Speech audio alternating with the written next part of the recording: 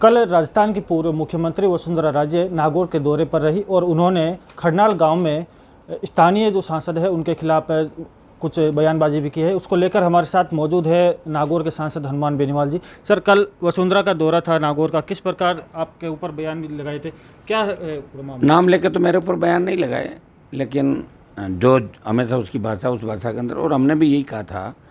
मैंने ये नहीं कहा था कि वसुंधरा को आने नहीं देंगे, विरोध ऐसा नहीं कहा। मैंने ये कहा था कि 11 लाख रुपए जो 2008 के अंदर खरनाल मंदिर के अंदर बोल के गई थी, उस समय हम सब लोग मंच पे थे और सब लोगों ने पैसा दे दिया। ये 15 साल तक 11 लाख रुपए रोक के इसने रखे, और जब इसका जनाधार खिसक गया, पार्टी में कोई नहीं पूछ रहा है, तो मुझे तेजाजी महाराज की याद आई और वो आई तो हमने कहा ब्याज सहित इसका पैसा इसको देना चाहिए, ये बात मैंने करी थी। और ये तेजा भक्तों पे इसने रावला गढ़साना सोरला के अंदर 1 दर्जन के करीब जाट समाज के लोगों की हत्या की, गोलियों से बुनवाया, 80 गुजरों को मरवाया। और तेजा जी के भक्त, इसके खुद के जो पति थे, उसको तलाक देके दर दर की ठोकरें खाने पे मजबूर किया। ये कौन सी तेजा जी की भक्त है?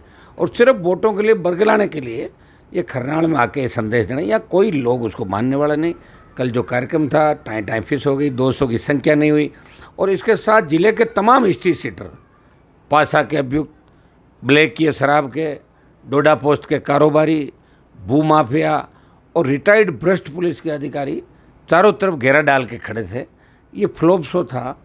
खाटू के अंदर भी 800 की भीड़ नहीं कर पाई, और एक तरीके से नागौर की, मारवाड़ की और राजस्थान की जनता ने इसे नकार दिया, जाट समाज ने इसे नकार दिया। कितनी जाट की बहू कहे, इसने जाट को छोड़े हुए बहुत टाइम हो गया।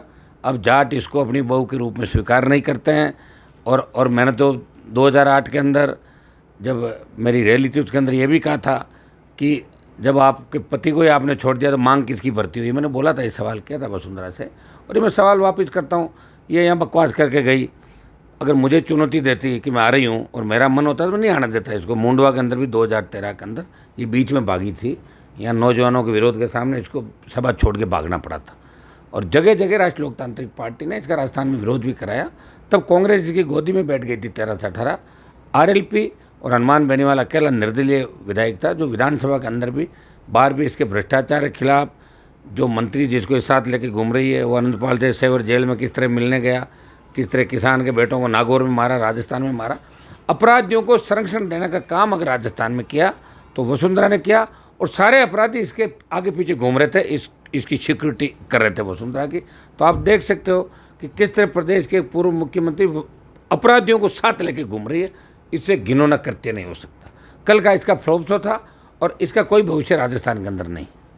विधानसभा चुनाव आने को है, राजस्थान में राष्ट्रीय लोकतांत्रिक पार्टी किस प्रकार चुनाव लड़ेगी, कितने सीटों पर चुनाव लड़ेगी? 200 पे हम लड़ेंगे, और हमने गठबंधन के रास्ते भी खुले छोड़े हैं। तमाम कांग्रेस बीजेपी के खिलाफ जो दल है, क्षेत्रीय पार्टियाँ हैं, वो दल जो शोषित पीड़ित दलित की आवाज़ उठाते हैं, उन तमाम दलों को साथ लेंगे। हम ये चाहेंगे कि जो वोट 18 के अंदर बंट गए, तो 80 लाख आए हम लोगों के, 139 बीजेपी, 139 कांग्रेस, 137 बीजेपी, और 80 लाख हमने प्राप्त किए सब लोगों ने मिलकर। इस बार हम चाहते हैं कि हम सब एक जगह आ जाएं, कांग्रेस बीजेपी के खिलाफ तमाम दल एक जगह आएँ, और तीसरा मोर्चा पहला मोर्चा बने। 2 करोड़ से ज़्यादा वोट मिलेंगे इस बार, 4 करोड़ की पोलिंग होगी। 2 करोड़ में तीसरा मोर्चा पहला मोर्चा बन के उभरेगा राजस्थान के अंदर। और आरएलपी बहुत मजबूत स्थिति में स्टेट के अंदर है। ये किसानों की चेती पार्टी है, पहला क्षेत्रीय दल है, और तेजा जी के भक्तों के साथ साथ इससे सारे लोक देवताओं का आशीर्वाद, तेजा जी के साथ तमाम लोक देवताओं का आरएलपी पार्टी को।